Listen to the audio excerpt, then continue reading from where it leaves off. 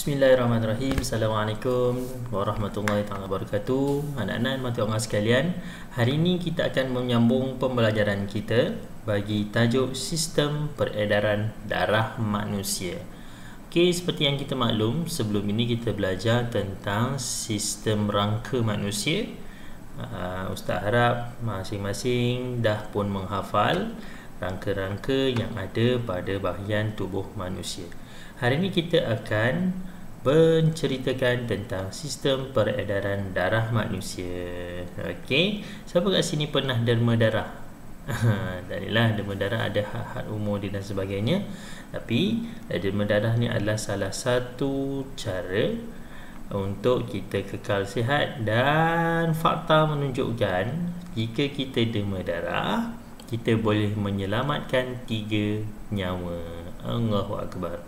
Okey, nanti kalau kamu dah besar boleh dah derma darah. Okey, sistem peredaran darah memainkan peranan yang penting dalam tubuh kita. Sistem mengangkut oksigen, nutrien, air dan bahan kumuh seperti karbon dioksida. Ada 4 perkara yang perlu kita hafal dan faham. Sistem peredaran darah manusia, dalam darah ni dia bawa apa? Yang pertama, dia bawa oksigen.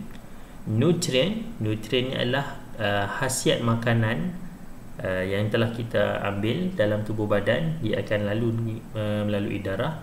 Khasiat bukan darah tu, bukan makanan tu, bukan ayam yang kita makan tu.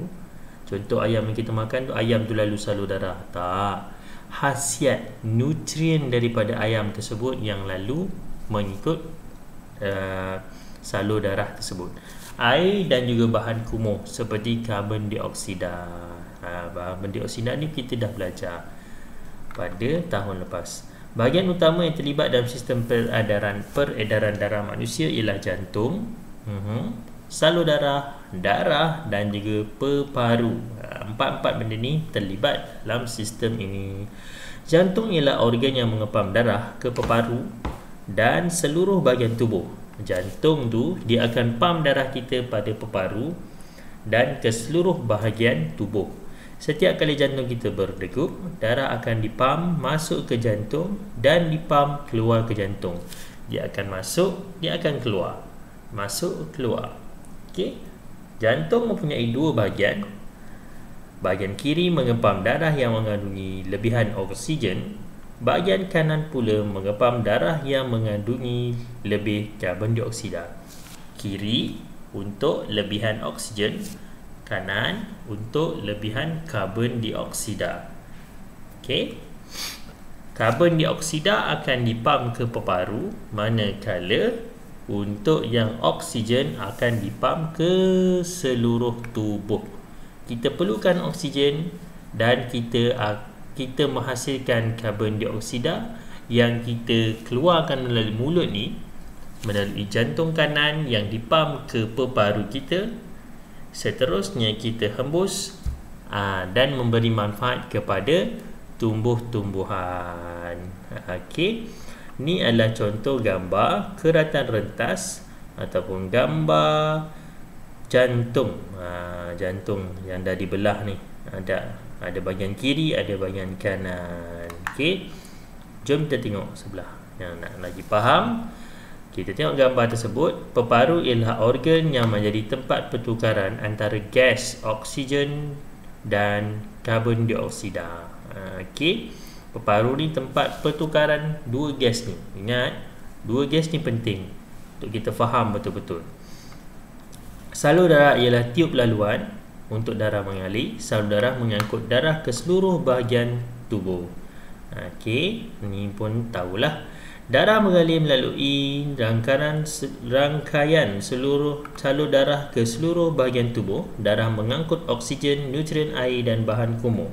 Bahan kumuh seperti karbon dioksida disingkirkan di peparu. Okey, bahan kumuh tu adalah bahan yang kita nak buang, nak keluarkan, iaitu karbon dioksida. Okey, seterusnya boleh kita tengok laluan peredaran darah manusia. Ini penting. Ada 2 laluan, satu biru, satu merah. Ingat, yang biru ataupun yang peparu belah kiri adalah darah Yang warna biru adalah darah lebih karbon dioksida, manakala untuk yang merah adalah darah lebih oksigen. Okey, boleh faham Jom kita tengok macam mana laluan darah ini berlalu. Okey, yang pertama, apabila kita tarik nafas, udara yang mengandungi lebih oksigen memasuki peparu dan diserap ke dalam sulur darah. Kita tarik nafas ni, hidung, trakea ke peparu, dan peparu dia akan pump terus ke seluruh badan kita, daripada jantung tadi, dan akan terus ke tubuh badan kita. Darah ini dikenali sebagai darah lebih oksigen. Jantung mengepam darah lebih oksigen ke seluruh bahagian tubuh. Ustaz ulang, kita tarik nafas, masuk ke peparu, dan peparu akan lalu kepada jantung. Jantung akan pump oksigen tersebut ke seluruh badan kita. Sebab tu kita kena banyak minum air masak. Sebab untuk memastikan laluan saluran darah kita lancar, supaya kita banyak oksigen.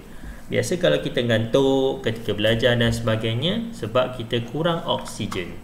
Jadi minum air sikit untuk pastikan salur darah kita membawa oksigen yang cukup untuk badan.